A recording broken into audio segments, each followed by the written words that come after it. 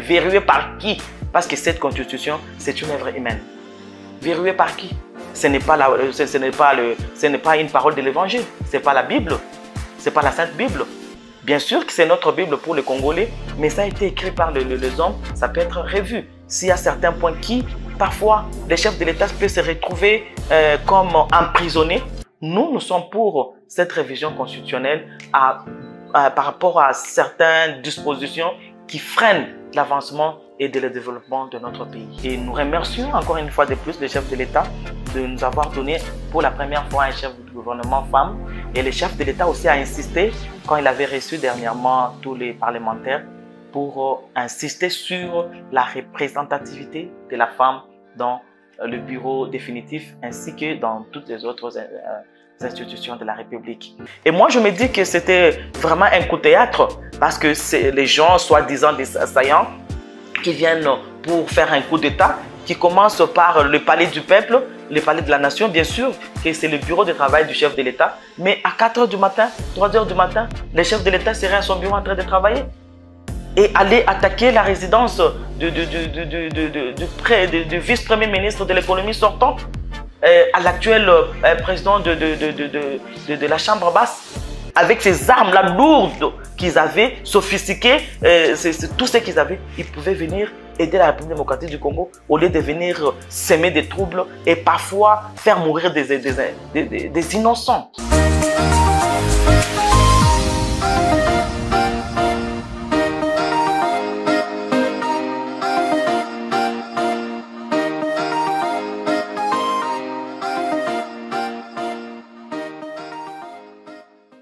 Depuis un certain moment, la République démocratique du Congo fait face à certaines situations politiques, entre autres le coup d'État raté, la révision de la Constitution et l'installation du gouvernement. C'est une thématique sur laquelle nous allons parler et comprendre concrètement de ce qu'il s'agit. Je reçois ici sur ce plateau Madame Viviane Masengo, une fédérale du mouvement de Congolais Unis, qui va nous parler, nous faire comprendre brièvement de ce que nous devons savoir sur les coups d'État ratés et différents autres points. Bonjour Madame Viviane. Bonjour Madame. Vous allez bien Madame? Je vais bien, merci. Ça va très bien, merci. Madame, pour ceux qui ne vous connaissent pas, vous pouvez nous faire une brève présentation sur Madame Viviane Masengo?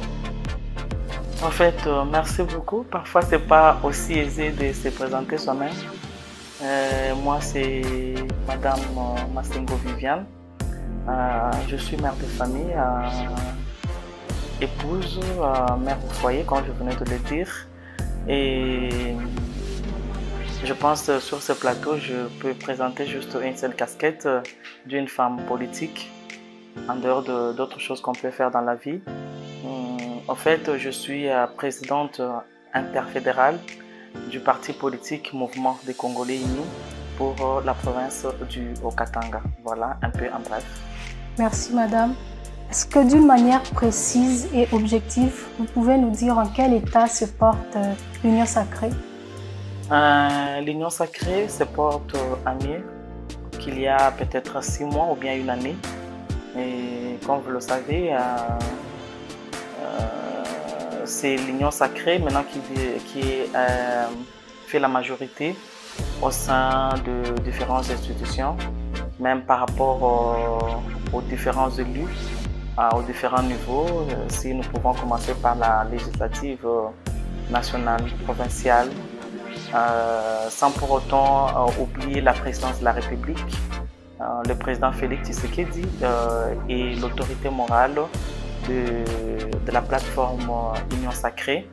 Et bien qu'il était parti aux élections comme indépendant, mais c'est lui le numéro 1 de l'Union Sacrée. Il est président de la République et la majorité des députés élus au niveau national tant que provincial sont aussi de l'Union Sacrée, parce que l'Union Sacrée, c'est une plateforme, c'est pas un regroupement politique qui comporte plusieurs regroupements politiques et partis politiques.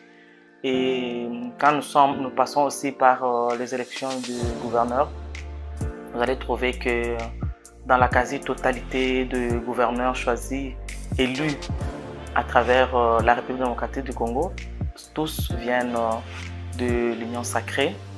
Nous avons aussi vu quelques-uns un peu des cas isolés des indépendants, mais au fond, ils sont toujours de la majorité.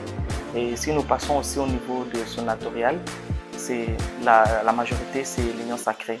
Ce qui fait que l'Union sacrée se porte de mieux en mieux et l'Union sacrée est en train de se consolider plus qu'avant 2023.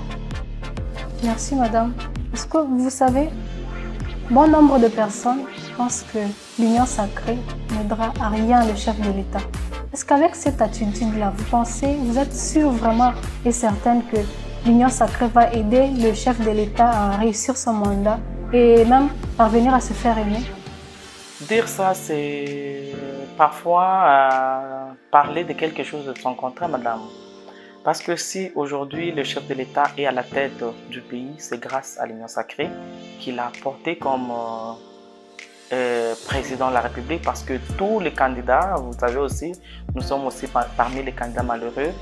Et tous les candidats qui étaient alignés sous les labels de différents regroupements politiques, mais avec en tête l'Union sacrée, c'est-à-dire appartenant à la majorité présidentielle. Bien que le président était sortant, nous tous nous avons battu campagne pour son excellence Félix Tshisekedi. Et les problèmes qui peuvent surgir aujourd'hui, je pense que vous voulez qu'on puisse en arriver là. Des petits problèmes qu'il y a eu au niveau du présidium par rapport au choix du président de la Chambre basse du Parlement et au niveau du choix même des différents animateurs du bureau définitif de l'Assemblée nationale.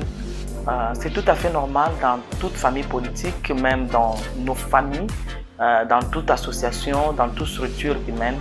Des petits accrochages ne manquent pas, des petits problèmes ne manquent pas.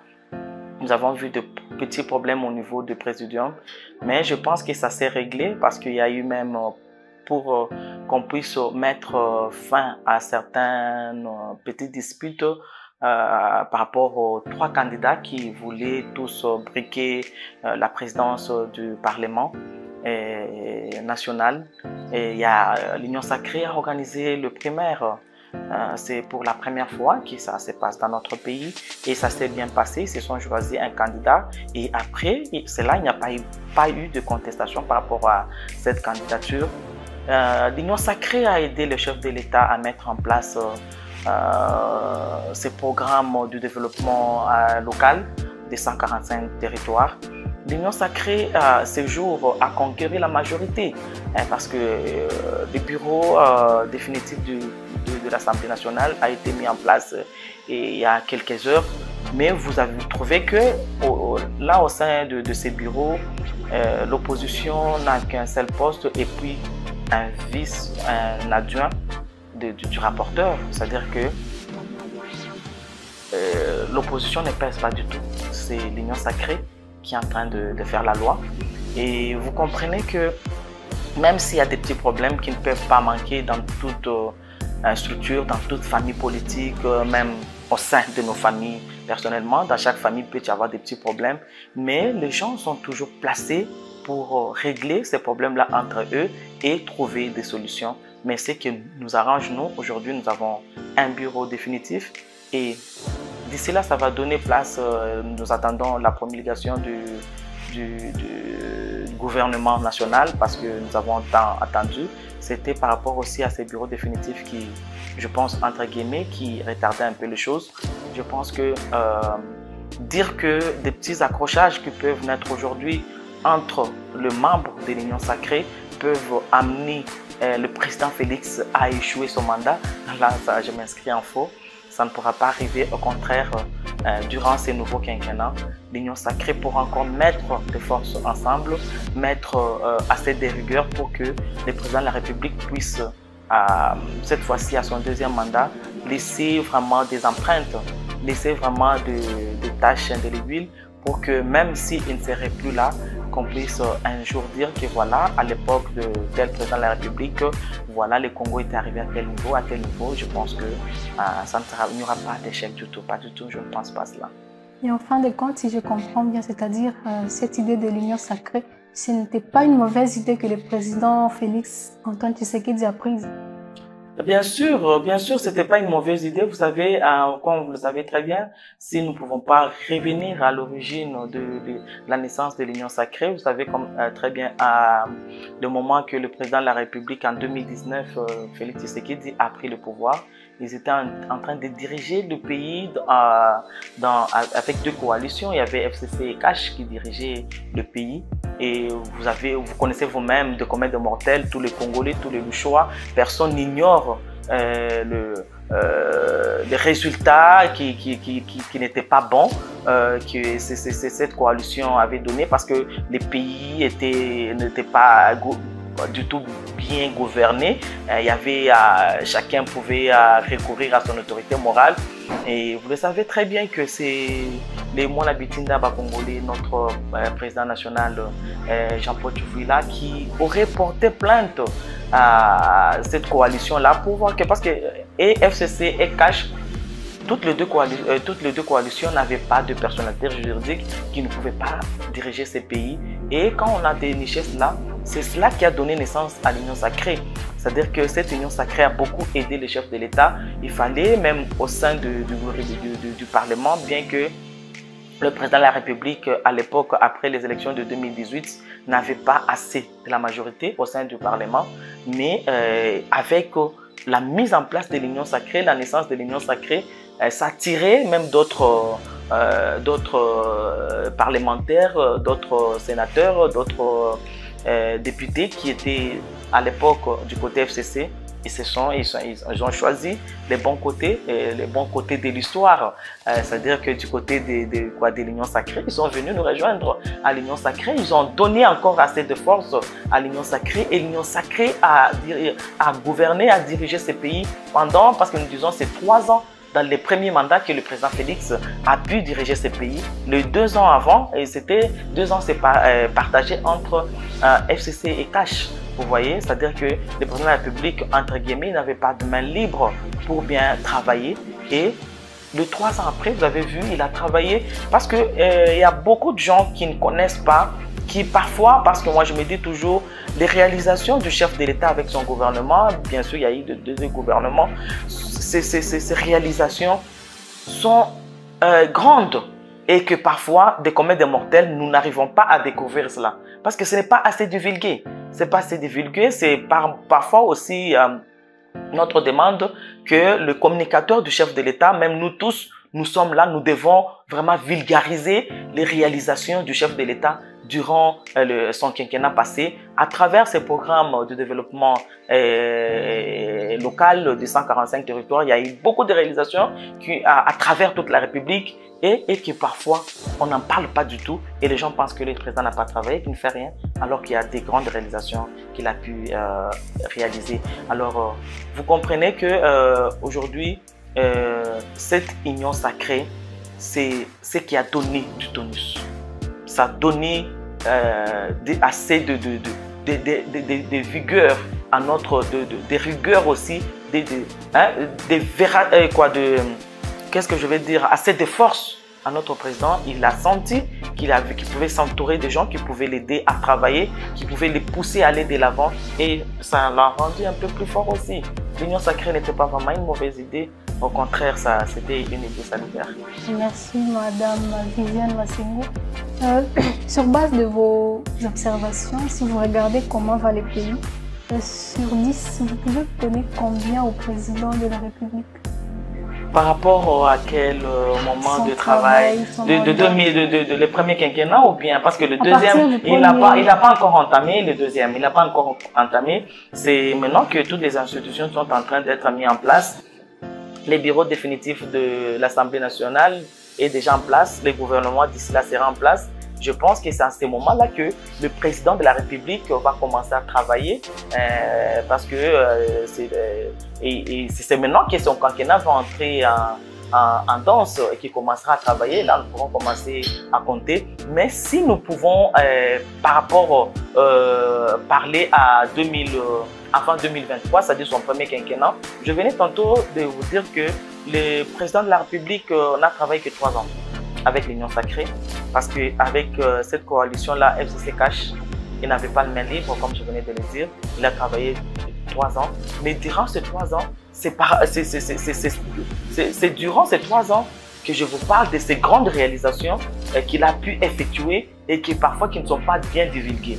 Il suffit de circuler à travers la République parce que nous avons un pays qui a la dimension d'un continent qui est très, très vaste. Il y a des bâtisses, des routes, des écoles, des hôpitaux, des rénovations qui sont effectuées à travers la République. Il y a une liaison, on a relié certaines provinces qui, depuis l'époque coloniale, depuis que la République démocratique du Congo existe, ces provinces-là ne sont jamais reliées. Mais à travers le travail de Félix Tshisekedi avec son gouvernement, il a travaillé pour que ces provinces-là soient reliées. Il y a des écoles, il n'y avait pas des territoires, il n'y avait pas d'écoles, il n'y avait pas d'hôpitaux. Il a réalisé cela. Et le programme de 245 territoires, le développement à la base, le développement local, continue. Je pense qu'avec les 5 ans, parce que vous savez très bien, nous avons dit nous-mêmes pendant la campagne que nous devons conserver les acquis. C'est-à-dire que nous devrons continuer le travail parce que s'il a fallu arrêter directement, on allait couper un certain élan et peut-être que parfois les réalisations, ce que le chef de l'État fait, allait passer parfois inaperçu ou bien allait être détruit par les autres pour faire voir qu'il n'avait absolument rien fait. Mais avec ces 5 ans ici que nous venons de lui accorder, donnons-lui la chance et avec l'aide du Seigneur, ça va aller. Ok, Madame Viviane Massango, une autre préoccupation, pourquoi jusque-là le gouvernement Judith Suminwa, il n'y a pas encore l'installation de son gouvernement? La promulgation du gouvernement ou bien mettre en place son équipe gouvernementale. Je sais qu'il y aura d'ici là 2 mois déjà, depuis que la première ministre a été nommée pour la première fois, une femme première ministre, chef du gouvernement, une fois dans l'histoire, dans notre pays. Et nous avions beaucoup applaudi cela, nous avions remercié le chef de l'État pour ses privilèges parce qu'on n'a pas assez parlé parce que peut-être c'est prochainement qu'on pourra parler de la représentativité de la femme dans les bureaux définitifs du nouveau gouverneur du Parlement. Nous avons vu 3 femmes sur les 7. Membres qui composent le bureau définitif de l'Assemblée nationale. C'est vraiment une grande avancée et nous remercions encore une fois de plus le chef de l'État de nous avoir donné pour la première fois un chef de gouvernement femme. Et le chef de l'État aussi a insisté quand il avait reçu dernièrement tous les parlementaires pour insister sur la représentativité de la femme dans le bureau définitif ainsi que dans toutes les autres institutions de la République. Et voilà, chose faite, la femme est représentée. Et Madame Judith Suminwa était déjà là, le gouvernement traîne. Je pense que c'était par rapport à la mise en place de l'élection, l'installation du bureau définitif de l'Assemblée nationale. Je pense que comme c'est déjà fait incessamment, l'équipe gouvernementale qui va accompagner la femme de fer sera connue. Voilà, merci. Madame, quel est votre point de vue, le point de vue de votre parti politique sur la révision de la Constitution? Est-ce que le chef de l'État cherche-t-il à durer au pouvoir? Et si c'est le cas, alors même le Joseph Kabila Kabange peut venir postuler et réussir aux élections? En fait, parfois, nous comprenons mal les choses. La Constitution de la République, c'est tout un bouquin, tout un slabus, c'est volumineux là. Je ne sais pas dire exactement combien de pages ça comporte. C'est tout un bouquin là, j'ai vu ça, même en petit format. C'est comme un petit livre là. Alors, je ne pense pas que toutes les dispositions reprises dans cette Constitution, il n'y a que le nombre de mandats. Il n'y a pas que ça. Il y a beaucoup de points. Il y a beaucoup de points et comme vous le savez très bien, cette constitution qui a été révisée en 2006, ça a été taillé sur mesure par rapport au cacique des FCC. Vous le savez très bien. il y a beaucoup de choses qu'on doit revoir et pour l'avancement et le développement de notre pays. C'est très important. Il n'y a pas que l'article 220 qui compte. Il n'y a pas que les articles verrouillés dont les gens pensent qu'ils peuvent être verrouillés. Verrouillés par qui? Parce que cette constitution, c'est une œuvre humaine. Verrouillée par qui? Ce n'est pas une parole de l'évangile. Ce n'est pas la Bible. Ce n'est pas la Sainte Bible. Bien sûr que c'est notre Bible pour les Congolais, mais ça a été écrit par les hommes, ça peut être revu. S'il y a certains points qui, parfois, les chefs de l'État peuvent se retrouver comme emprisonnés, il ne peut pas exercer totalement son autorité. Il y a beaucoup de points qui choquent. Si nous avions assez de temps, nous pouvions déballer certains points qui peuvent être soumis à cette révision et sans pour autant toucher à ce point-là des mandats, des mandats du chef de l'État. Il y a beaucoup de points à revoir et ce sont de points capitaux qui freinent parfois la bonne évolution et le développement de notre pays. C'est très important. Nous sommes pour cette révision constitutionnelle par rapport à certaines dispositions qui freinent l'avancement et le développement de notre pays. Merci. Madame Viviane Massengo, un message particulier à cet événement malheureux qui s'est passé le dimanche dernier du coup d'État? Oh, vraiment, le 19 mai 2024, nous sommes réveillés sous une psychose vraiment qui pouvait laisser personne indifférente. Et ça nous a fait très mal. Et nous n'encourageons pas cela. Nous condamnons cela fermement. Et les commanditeurs de cet événement-là, je pense que comme le numéro 1 a été mis à poudre, et je pense que ça ne pourra plus revenir, mais nous voulons que toutes ces personnes-là qui sont des commanditeurs, qui sont des auteurs, qui sont des meneurs de ce genre de mouvements, qui puissent arrêter. Nous ne voulons plus reculer de tant d'années parce que la République démocratique du Congo est déjà passée pour la première fois à une passation pacifique de pouvoir. Un président entrant vivant avec un président sortant vivant pour la première fois. Nous avons vu ça en 2019. Après les élections de 2018, nous ne voulons plus reculer, faire un pas en arrière et faire reculer notre jeune démocratie. Parce que la démocratie de la République du Congo est encore jeune. Nous devons conserver cette démocratie. Nous ne voulons plus reculer. Alors, ces genres d'histoires, nous condamnons cela et nous ne voulons plus que ça puisse revenir. Et moi, je me dis que c'était vraiment un coup de théâtre parce que c'est les gens, soi-disant des assaillants, qui viennent pour faire un coup d'État, qui commence par le palais du peuple, le palais de la nation, bien sûr, que c'est le bureau de travail du chef de l'État. Mais à 4 h du matin, 3 h du matin, le chef de l'État serait à son bureau en train de travailler et aller attaquer la résidence du vice-premier ministre de l'économie sortant, à l'actuel président de la Chambre basse. C'est pas. Nous avons, jusqu'à ce jour, moi je me pose la question, ces gens-là, à quoi étaient-ils en train de s'amuser? C'était quel scénario? Je ne comprends absolument rien. Mais en tout cas, nous les mettons en garde qu'ils puissent aller dire à ces gens-là qui les envoient, qui pensent qu'ils peuvent encore une fois de plus faire reculer la République démocratique du Congo d'il y a 10 ans, 20 ans. Nous ne sommes plus à cette époque-là. Nous avons beaucoup de défis à relever. Nous avons la guerre à l'Est. Ces gens-là, s'ils pensent qu'ils sont Congolais, ils peuvent venir aider la République démocratique du Congo à comment éradiquer cette guerre de l'Est qui a beaucoup duré, à éradiquer cette agression qui est subie injustement par la République démocratique du Congo avec ces armes-là lourdes qu'ils avaient, sophistiquées, tout ce qu'ils avaient. Ils pouvaient venir aider la République démocratique du Congo au lieu de venir semer des troubles et parfois faire mourir des innocents. C'est pas du tout pour toi, madame. Voilà, merci. Je rappelle que vous êtes la présidente interfédérale du mouvement des Congolais unis. Alors, un message à toute la nation congolaise. À toute la nation congolaise, je demanderais que nous puissions vraiment donner la chance à notre président de la République, l'aider à bien travailler. Ici en province, que nous puissions donner la chance à notre gouverneur élu,